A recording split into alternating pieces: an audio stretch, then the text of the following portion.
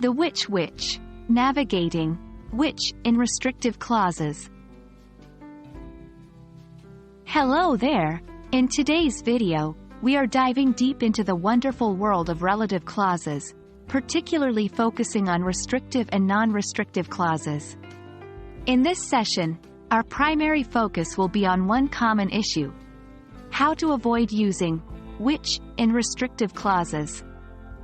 So if you've ever been confused about whether to use which or that in a sentence, you're in the right place.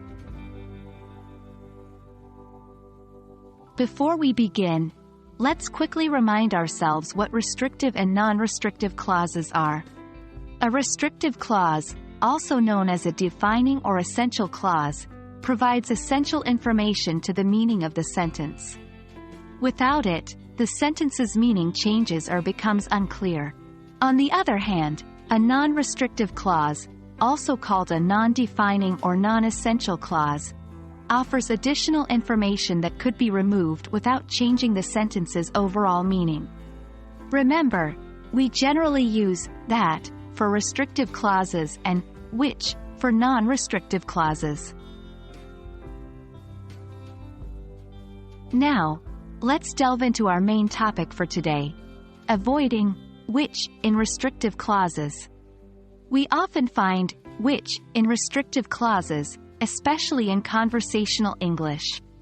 But in formal writing or advanced English usage, it's generally preferred to use that instead of which in these cases.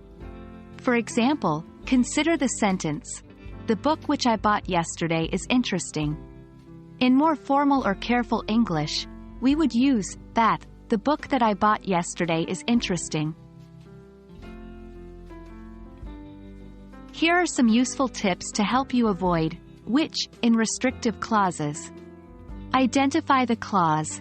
First, you must identify if the clause is restrictive or non-restrictive. If the clause is essential to the sentence's meaning, it's restrictive. Use that instead.